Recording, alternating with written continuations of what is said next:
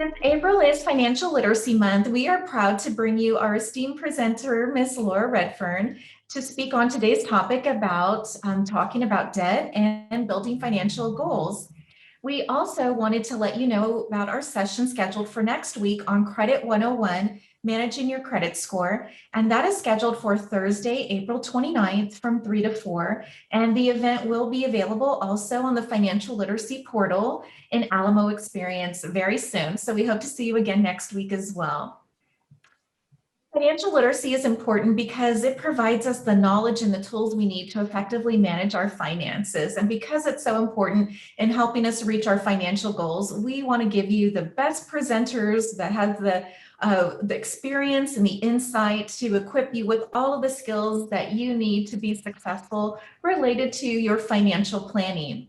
So at this time, I would like to introduce today's speaker. Miss Laura Redfern is a certified financial planner with a background in theater arts and British literature. And I just love that idea from being from a career advising standpoint that she was able to still apply some of those skills into her work in finance, where she began in 2002. She focused her work on investment management and retirement planning. And she helps her clients navigate sometimes difficult transitions such as divorce, inheritance, and retirement.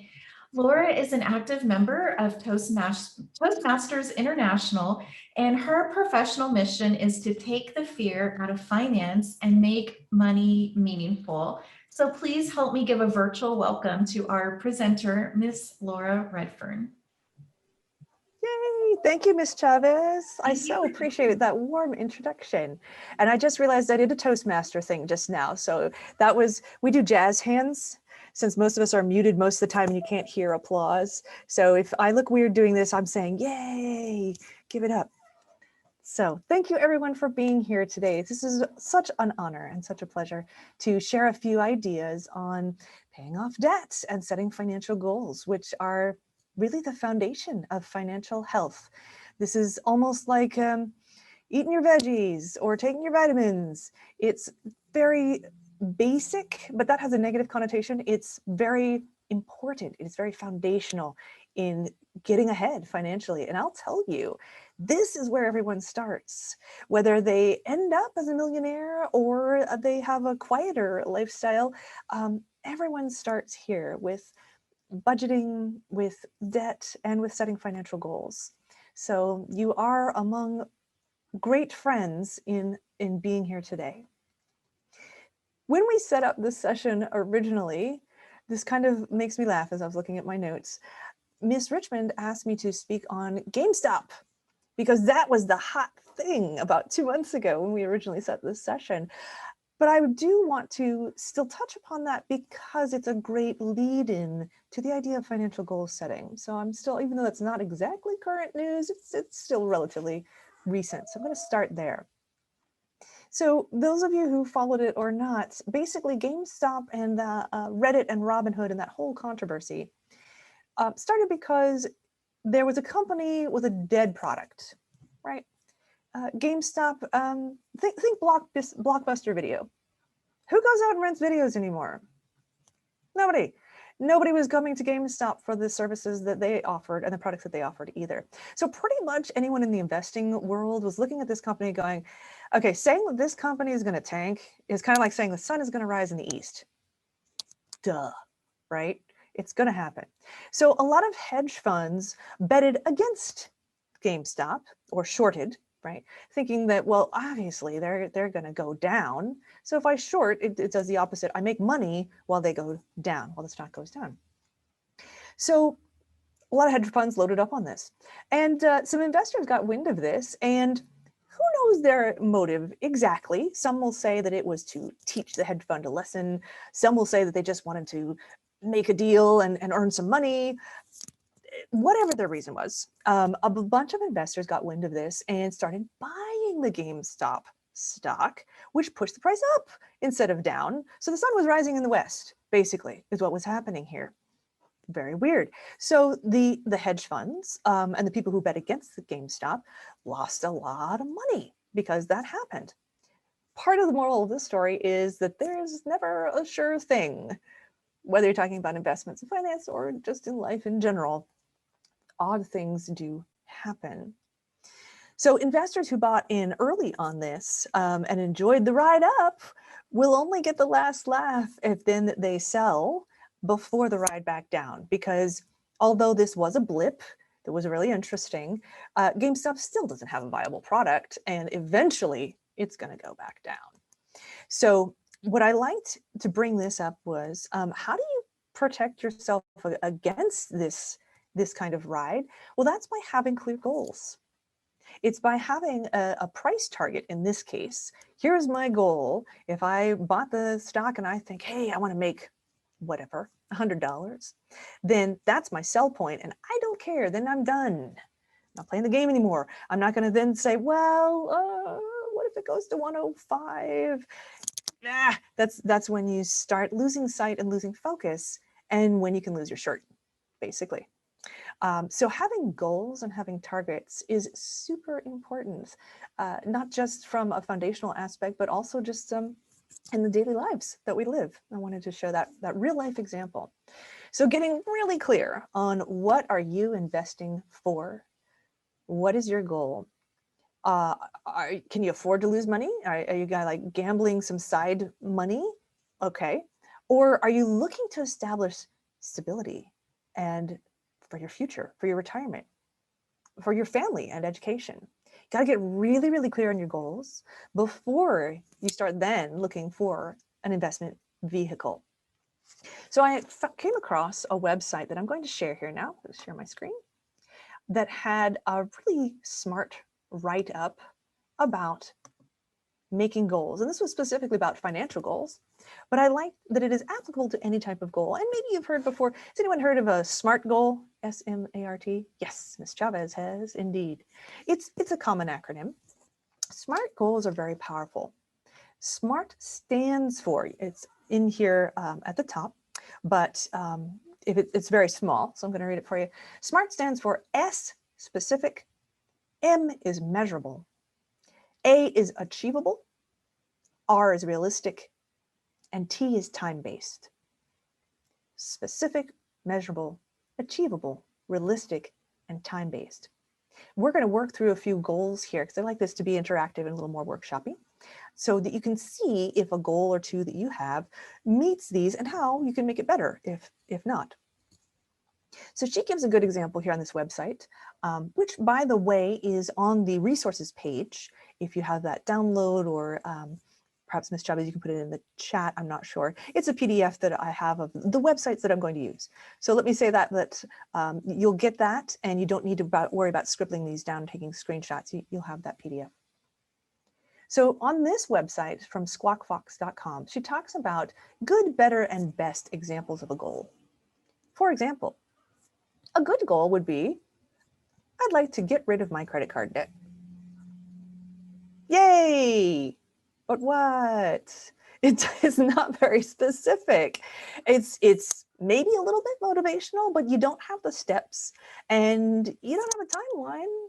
So it's like someday, unicorns and rainbows. Yeah, it doesn't help you very much. So a better way to frame that goal would be to say, I'd like to pay off my $3,000 credit card debt. Okay, all right, now you got a number in there. Good, that helps you. But you don't really have a specific time frame that can help you break it down into steps. And that's the next powerful piece. So she gives the example that the best way of phrasing this would be, I will pay my $3,000 credit card balance by May 15th. Now she wrote this in 2019, so she has 2019. Let's say 2021. Now you have power.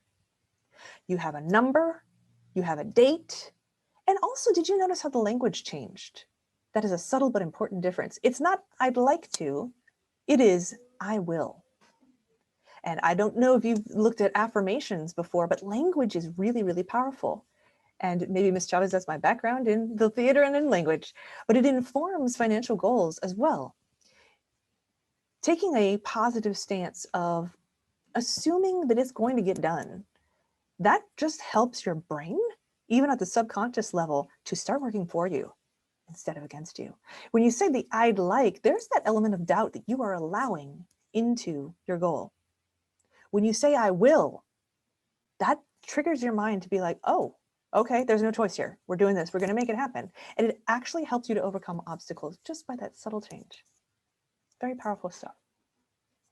So she has a cool goal sheet that I'd like to share here on how exactly you do this.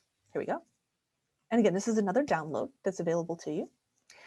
We've got here, slay your money goals. The reason that I like the way that this is set up. Laura, I'm sorry if I can interrupt. We're still seeing the website. It hasn't converted to the. Oh, thank you so much for, no, thank you for stopping me. Why did it not do that? I'm going to stop the share and then restart. Thank you. Let's jump over. All right, how are we doing there? Yay, thank you. All right. So slaying your money goals is the worksheet that went along with that blog that I was just sharing with you. Couple of reasons I really like this as a financial goal setting tracker. First off, there's a place for 3 different goals. And what we're going to work at today is timeline on goal setting. Really, really important. So the 3 here would be short-term, midterm, and long-term. And you can have multiple goals for each horizon, but to not be overwhelming, I like how this is set out to be very clear about that. For example, a short-term goal could be on this blue line, and it could be something like, I will save $1,000 into an emergency savings account by the end of this year. Cool. Short-term goal. Short-term is defined as generally 12 months or less.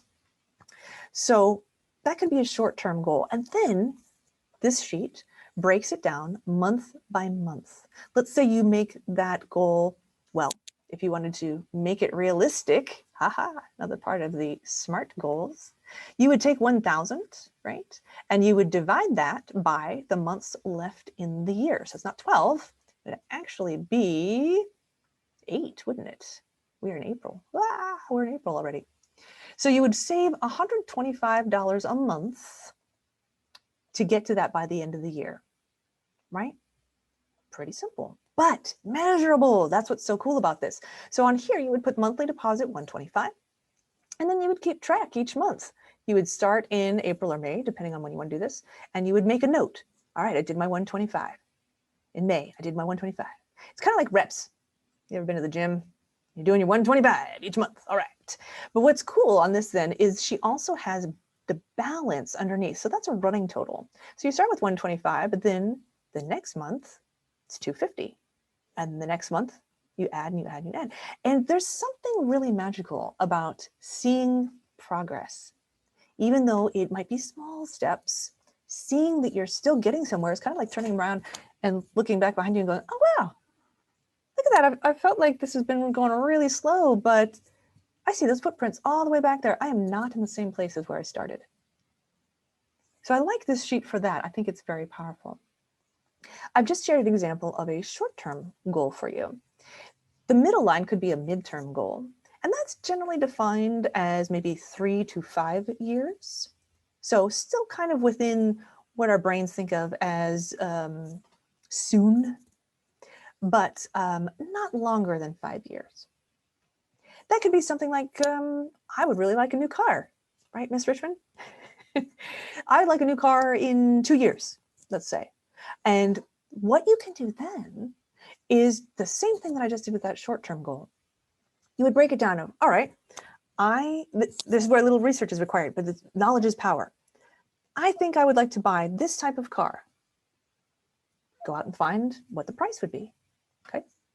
I think I could get this amount for my trade-in. Okay, subtract that. Working with your numbers, knowing that nothing is set in stone, but having an idea of what you would actually need rather than just wishing is really, really powerful. So then you can decide, okay, what does my monthly deposit need to be to save up for the car that I want? And then you can do that running balance.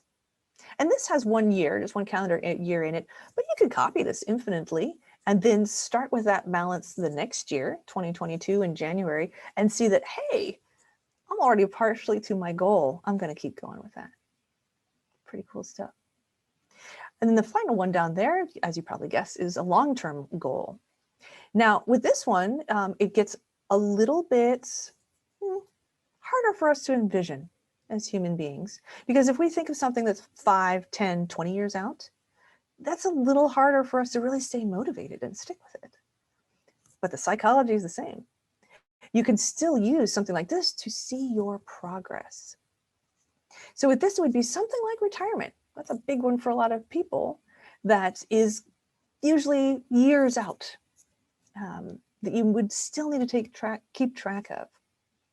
And now today's session is not on retirement, as Ms. Chavez mentioned. That's something that I do, and that could be a whole other rabbit hole we could go down at some other time.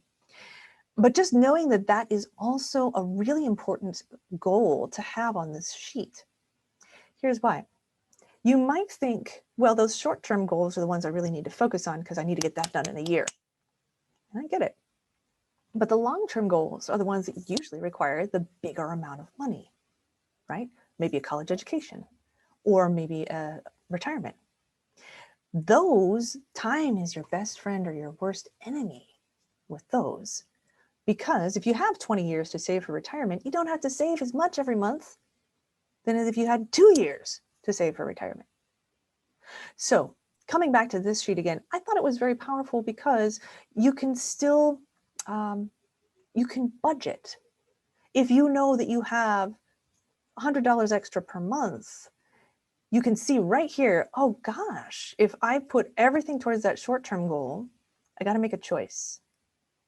Either I decide that once that goal is accomplished, then I put that $100 towards my other goals, or I decide that I want to work on all three, so I put maybe 50, 25, 25. But this helps you see the big picture. So I liked how that breaks it out for you. One of the great tools for financial goal setting. Great. Okay. Another thing that I wanted to share was when you're looking at short-term and midterm and long-term goals, getting really clear about your target date on each of those is an important part of the equation. And that's because that tells you what kind of vehicle, what kind of financial vehicle, I shouldn't confuse that with the car scenario I just said, what kind of financial vehicle is most appropriate for you. So if you're doing a short-term goal, we generally say that a savings account is probably the most appropriate for you. That's because you won't have to worry about the fluctuations of, let's say, the stock market. Going back to GameStop again, right? Talk about fluctuations, oh my gosh.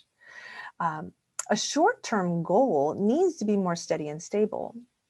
If you have a need for an emergency fund, the point of that money is that it's there when you have an emergency. So you don't want that money to be going up and down. I know a lot of people right now are asking me, well, wait, Laura, why do I have money in my savings account? My savings account making 0.3 nothing. And I will say, you are so right. That is not the goal of the savings account. It's not to grow. It is to be there. It is to be there.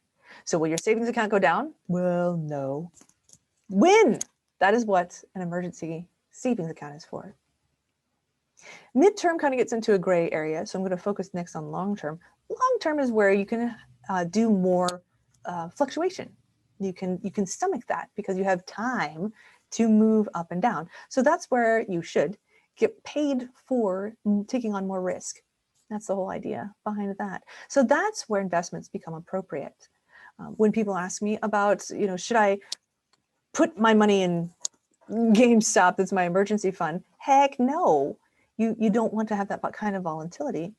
But where you can get more comfortable with investing in markets is when you have a longer term goal. And that's true regardless of your age too. Don't think that that is a barrier to entry.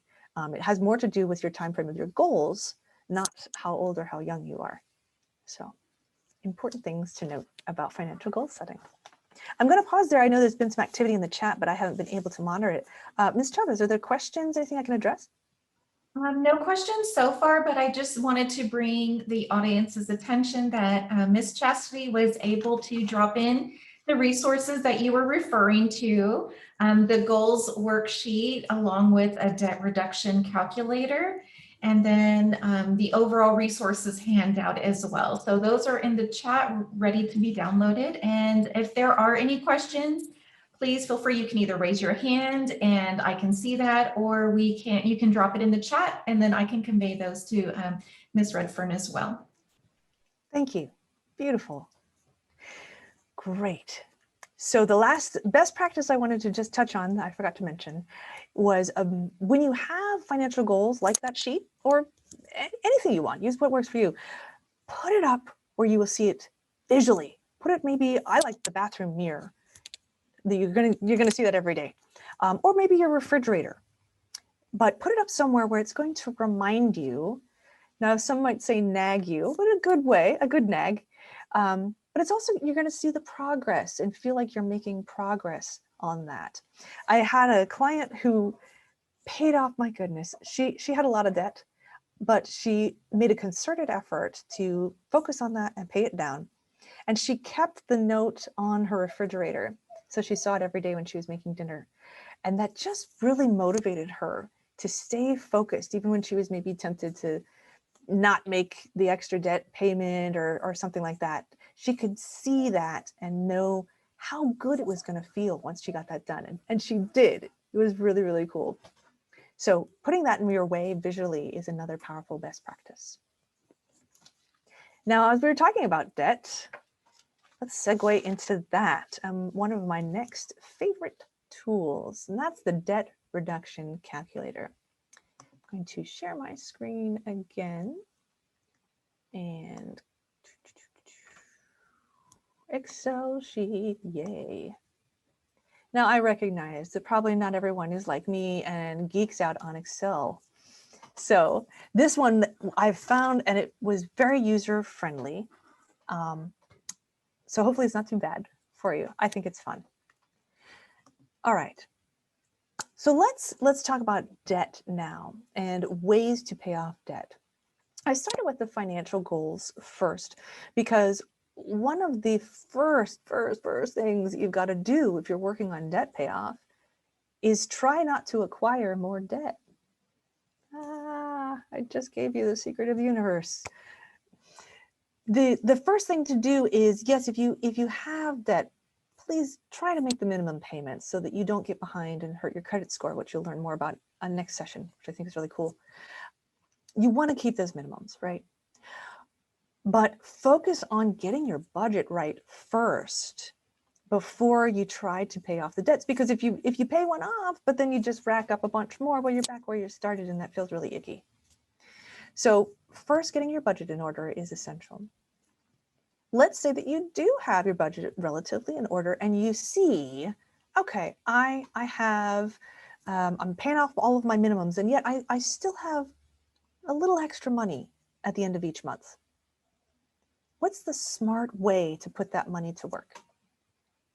And there are a few different philosophies on this. The cool thing is this calculator lets you play with them and see what the difference is for you. So here, what you would do with this calculator is you would start off entering your debts. For many people, the home mortgage is going to be the largest one. Then we also have credit card debts, student loans, and a car payment. And I just threw these on here as examples generically, right? Now, what's an important part is to put the balance. And this is the outstanding balance, by the way. Okay, so it's not what you started off with, but it's what you owe still as of today. And then the rate, the APR or the interest rate. Now, this is really kind of interesting because this is often hard to find on those statements that you get. Now, if you keep digging, they do actually have to put it somewhere, but keep digging until you find it because this is a really key piece of information. And then the last thing here is the payment. Now on this, it doesn't say, but what it should say is minimum payment.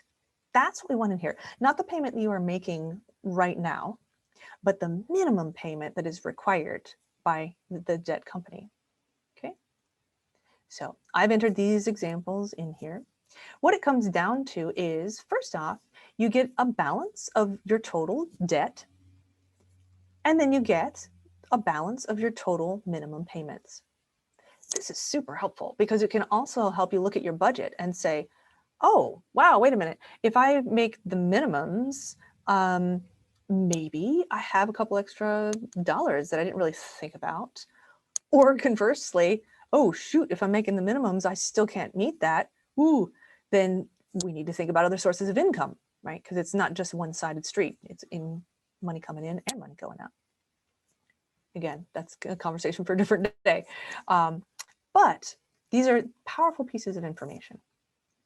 So what I've done here is we've seen that the minimum payments altogether in this scenario are $1,010, making the minimums on these. Okay. However, what I've figured out is with my budget, hypothetically here, I could pay $1,500 a month towards debt, just in general as a category. So that leaves me a snowball of $490. And where do I put that to make the most sense? Now, if you go up here and you're just kind of looking at it, you would look at, oh, hey, I could pay off that Discover credit card. That's pretty cool, because if I have $490 extra, I could just get that done and out of there. That's neat. Or, but wait a minute, does it make more sense to pay off the one with the highest interest? Maybe I should really sock it at the Chase credit card. But wait a minute, the highest balance is the home mortgage. Should I put extra towards that? These are all really great questions. If this is where your brain is going, good for you. Here's where this calculator then becomes powerful, is that it can answer the what ifs going through your head with this. So the first one that I have, you see where it says strategy right here? There's a little drop down box where we can play with these. So the first one I've looked at is lowest balance first. Okay, let's say that that's our strategy. So that would be paying off the Discover card first, the $425, and then rolling that to the Chase, and so on. It gives you an order of operations for how to pay off your debt. Now here's the neat part that helps you with your decision making. And that is, it also shows you the total interest you will have paid if you follow this plan by the end of the plan, the total months to pay off, and the celebration date on each one of these when the month that it is paid off. So for example, you see on this Discover card, you pay that off right away with your $490 extra that you got, and it's paid off, well, I put that this was in February, beg your pardon. It's paid off in 1 month.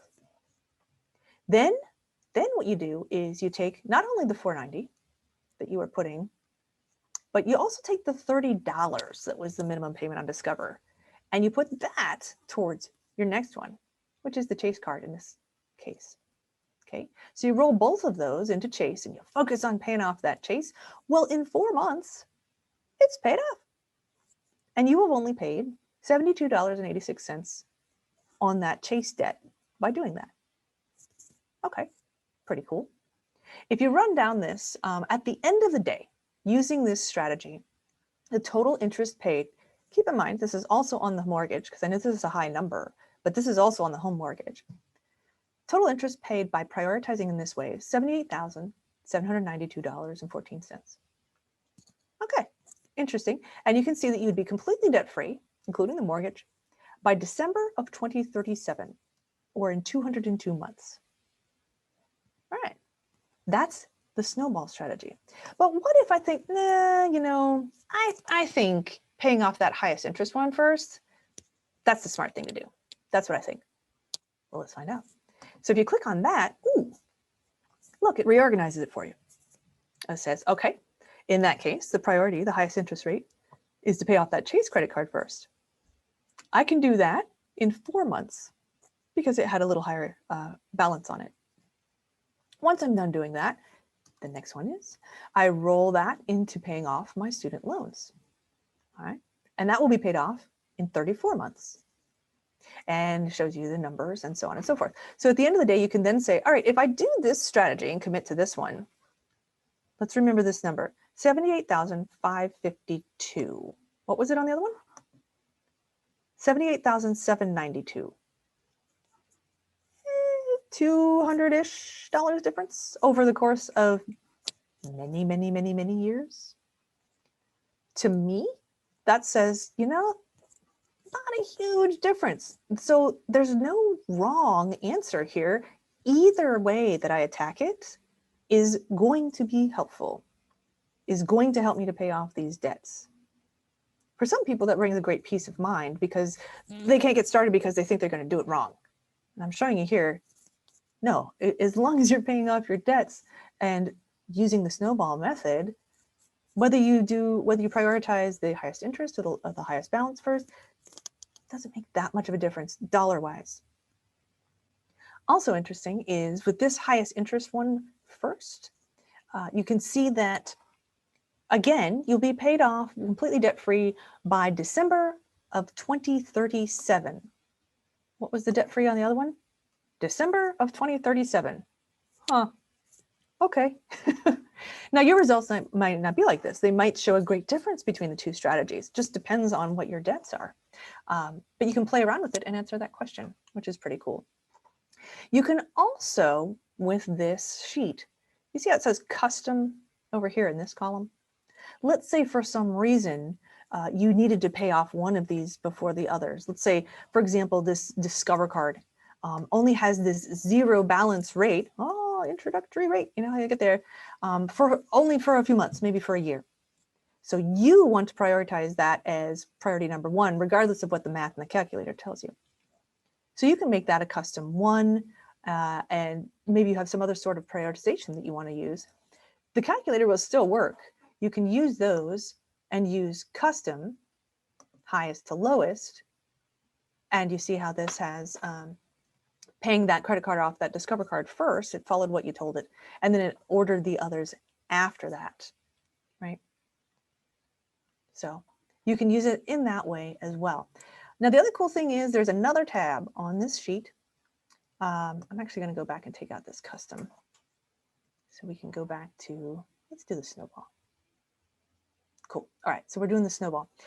When you go over to the other tab on this sheet, this is fantastic because this tells you what to do every month so you don't have to remember or do the math or think about it.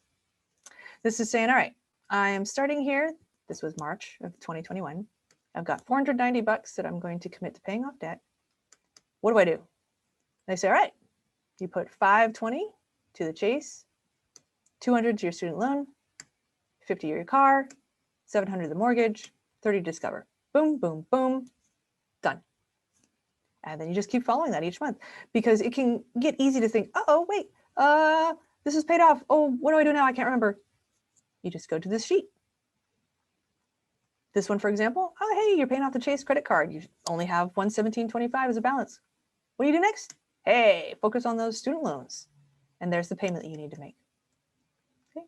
I realize that not all of this is set in stone and life changes. So the cool thing is you can go back here and change this at any time. Let's say, oops, I had to put some more on this Discover card and the balance became $600 instead. All right, well, the payment schedule can adjust so that you still are doing, what do I do here? Lowest balance first. So you still know what to do every month, right? It just reordered it for you here. Discover, so on and so forth. Okay. I find this is a great organizational tool. It really helps you to get focused on what you are doing and to take it out of your short-term memory. You just refer back to this sheet when you're paying bills. Here's the last cool feature on this. You see how this thing says debt snowflakes right there? This is for the column that says additional. It's highlighted in yellow. And that's, a lot of people will have this time of year a tax return. Hey, I got $1,000 back from the government. Woohoo! Now, part of that you could say, oh man, I really want to do something that I always wanted to do. I want to go out to dinner, have a nice dinner for once. Great, do that. But let's say you want to use part of that to put to your debt snowball, $500. This is a snowflake because it's not going to be every month. So you put it in there and this recommends, all right, this is what you do with it. And as you maybe can see, oops, I want to move it down, come on. There we go. What this calculator told you was, hey, throw that extra at the Discover card That would be awesome. And then you've paid that off. Don't have to pay as much on your Chase card this month. Pay everything else just as normal. And the next month you don't have a Discover card payment. Yay, and you can just go back to what this is here. But it also adjusts the time frame and the interest paid on this master page here with that extra little snowflake that you put in. Pretty neat? Pretty cool. Great. I really enjoyed this for paying off debts. Let's see here. I'm going to pause there and see if there were any questions that I can address, Ms. Chavez. There are no questions in the chat at this time, but I will say, Laura, what I like about this worksheet that you showed us is that you don't have to enter any like personal information in terms of account numbers. So I have kind of been looking at online apps and they want to link the account. And I'm always kind of skeptical to link accounts because then like there's a data breach and things like that. So I'm always skeptical about linking my accounts, but what I like about this, you just enter basic information and you're just tracking it on the spreadsheet. So I really like that you have this. And then being able to add those little extra snowflake payments as well. I'm so glad you brought that up, Ms. Chavez, because that is so true. There are a lot of great new technologies out there, but I would also be very wary of anything that requires you to enter personal information, account numbers and so forth. I do realize that many times that is coming from a desire to help you stay current with your own accounts without having to log the data. I get that, but gosh, how many times do you hear about inadvertent security breaches, even when companies are legit and trying to do their best. So why do that if you don't have to? I also find that making you go out to your credit card statements and maybe getting the balance makes you a little more involved, right? You don't get lazy. You kind of have to be more involved with paying off your debt. And I find that to be a good thing. So I'm glad you brought that up. I think Ms. Chavez again brings up a really good point. I have to agree with her in terms of using some systems that ask with those accounts. That's one of my biggest pet peeves with mint.com. Oh yeah. I got in there, it wanted all this stuff. I got it set up. I started seeing what I call craziness, which means things were going all over the place. If you do this or reduce this, it was so much going on. It was overwhelming. But to have a simple spreadsheet that's very similar to, I guess back in the day, it used to be called Quicken Forms. And now it's just, a nice Excel that's pre-fit, that you can fill in. These are really, really great tools for folks who are getting started. And they're also good tools for people who want to continue to, and I commend you as well on giving us some of those terms and seeing those terms that were on the sheets as well, the snowballing and the avalanche and which one you want to approach first. And, a lot of these, they really hit home when you see, oh, this is when I'm going to finish this debt off if I pay this amount. I mean, you said 2037, and I'm just like, ouch, by then somebody's children should be having children.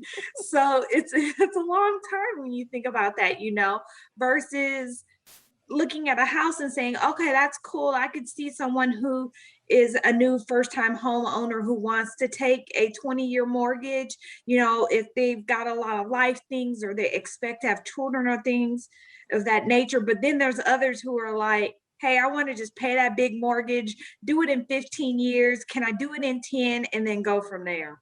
I'm so glad you brought that up, Ms. Richmond, because there's this idea that debt is bad in our society, isn't there?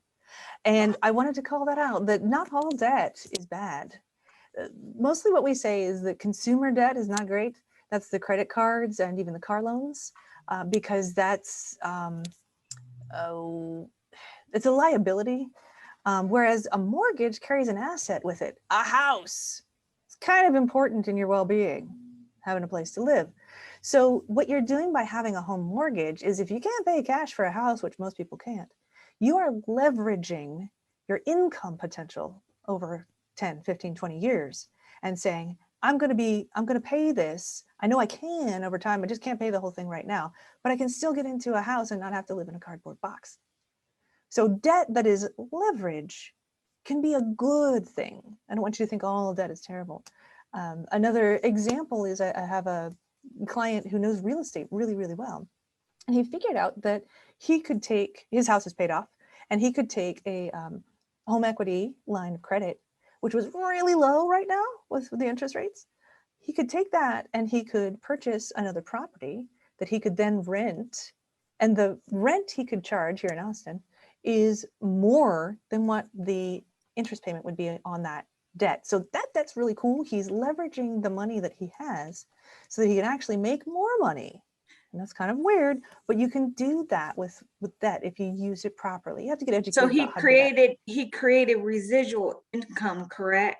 Correct. Passive Yeah. income. You got it, girl. Yeah. That's right. Yeah, so that is awesome. But yeah, again, I'm just glad that you're presenting the idea that not all debt is bad debt. I had that conversation with my mother when I was preparing to go to college, and firsthand, my mom was a first generation student, and to go through college and have to pay it off, and we talk about it even now, and she's like, no, you're investing in yourself when you decide to do the type of education that I've done. I've done extensive education compared to most of my family members. A PhD, that's a little more an investment, and people see a lot of education that, especially when you go all the way through the level, or you're at least getting a master's degree, they'll see where that degree will have value later. So I tell students all the time, it's not a bad thing to take out a loan. It's how much you take out, and knowing the responsibility behind it. Because I think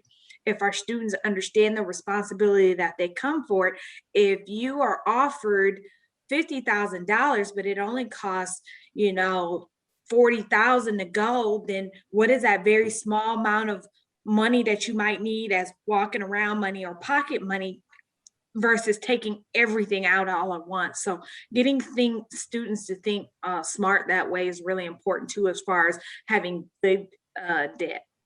Yes, and being careful with that too, the return that you can expect to get on that of, okay, I'm going to get my master's, and taking a really clear look on what does that mean for me career-wise, right? How much of an increase in salary can I reasonably expect in my field if I have a terminal degree, a PhD or something like that? How much does that get me? Many areas that is good, especially in education where you are, that is helpful in climbing up that pay raise ladder, but not every industry is like that. And so I had to have a conversation with a friend many years ago. She wanted to go back and get a master's in an art related degree, which was something she was passionate about. But I said, how much debt would you be taking on to do that? And how much realistically are you going to make? Are you going to be able to pay back that debt from that? Or are there other ways that you can have that experience that you're looking for and that knowledge that maybe aren't going to this prestigious university and taking out a whole bunch of student loan debt? So you have to be careful on the realistic expectation once the education is done of what you could get out of that.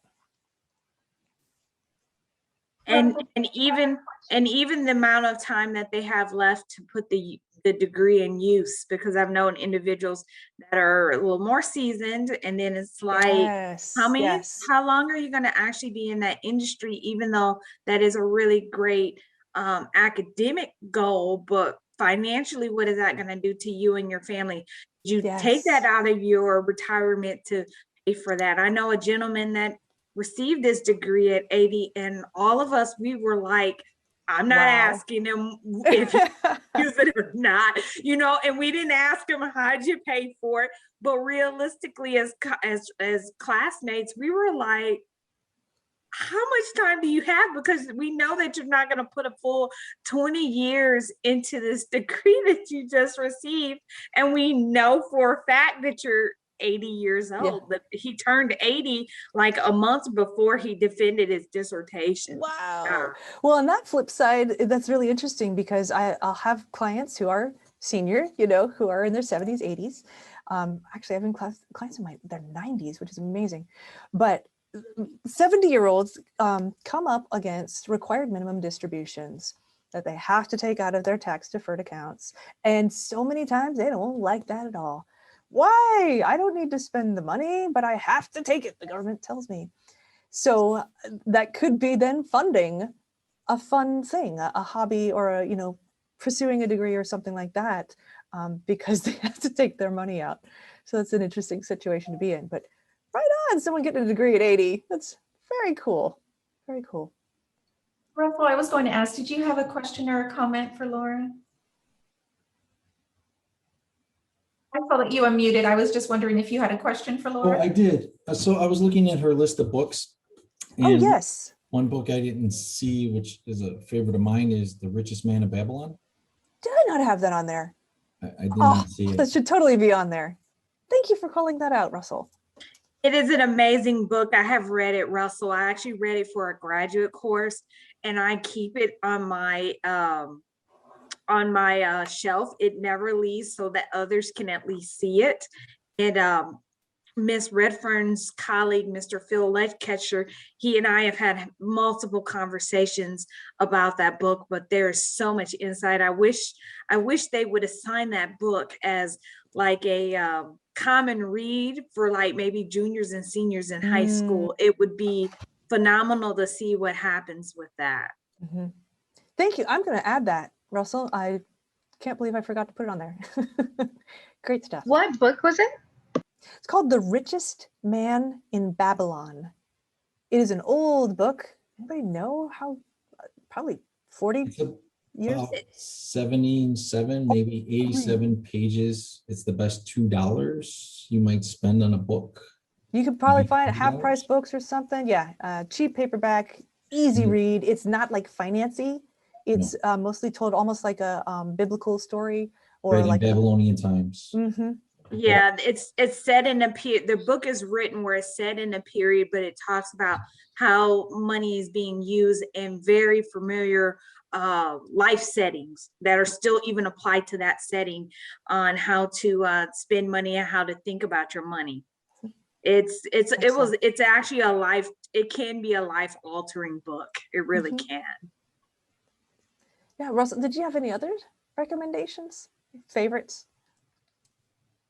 No, but I did do the spreadsheet when I was younger.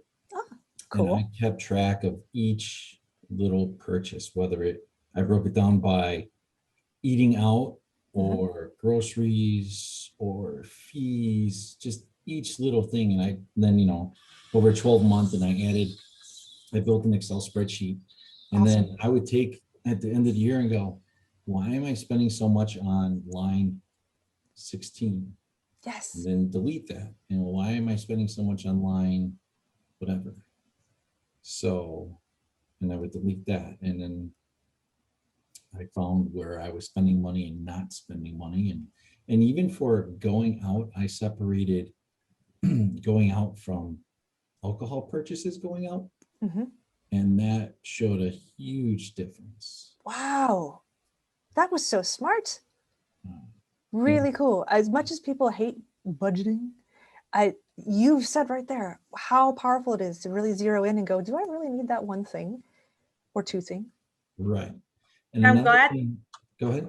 I was just going to say, I'm glad that you mentioned that because everybody has their own vice. For some women, it can be makeup, jewelry, purses, or even anything that's typically a lot of women like things that are personal to themselves, multiple facials, you name it. But I was also going to say, you were talking about food purchases versus alcohol purchases, and that I know my Achilles heel is entertainment, as in how many times are you going to the movies in a month, versus how much money are you also spending at home on Netflix or various apps. I think a lot of Gen Zs right now spend a lot on that area, even though they're not sitting in the theaters. So those are things to think about too as well. But I'm glad that you brought that up, sir. And actually, go ahead, Russell. I'm sorry. Laura, I didn't hear you bring up, you talked about car debt. Yes. One thing I learned, and you might want to double check this, is that an amortization schedule for a car loan. Yes, sir. If you take what it would cost every month on a 5-year loan, or it costs every month what it would cost in a 6-year loan, and you took the 6-year loan, but yet you paid Mm, us on a 5-year loan, you will actually pay the 6-year loan faster than if you had the 5-year loan. that's awesome. I don't know if that was, Yes, that is a really cool thing to do. I totally agree with that. And you can do that with Excel, right? If you can make that sing and dance.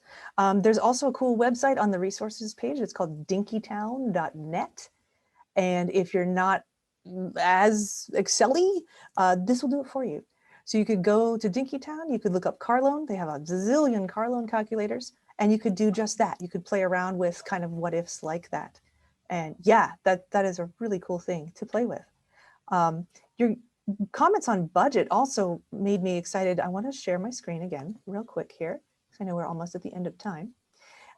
There's another book that I think is on there called I Will Teach You to Be Rich by Ramit Sethi. I think is on the resources page. If not, it should be. From that book, Ms. Richmond, you were talking about like Gen Zers and kind of how they want to maybe spend things on different things, but entertainment is yours. Well, I like how Sethi makes a budget that has some fun room in it. So his formula here talks about percentage of take-home pay. And he does 50 to 60% on fixed costs. But then check this out. He has 20 to 30% of your take-home on guilt-free spending money. And that's whatever you want, whether that's entertainment, whether that is purses, whether that's alcohol, whatever. You pick one splurge, but you actually put it in your budget so it doesn't hurt your long-term goals. You put an amount in there. And I think that's really cool and something that especially young people need to be taught about, because they often just get the message, no, spend it only on your fixed costs and your savings and live on rice and beans. That's the only way to get ahead in life. That's just simply not true. Having the information and having a plan is the way to get ahead. So that's what he does here. He's also got savings here, 10 to 20%, and then investments 10 to 20% as well. So kind of a cool thing, worthwhile book checking out. I Will Teach You to Be Rich. Cool. Great comments, guys. Thank you. And I think we are near time, so I just want to thank you for having me so much. This is really fun, and I hope that some of this has been helpful for you today. Thank you so much. Are there any other questions for Ms. Redfern before we start concluding our session? Oh, thanks, Cami. A little heart. That's cool.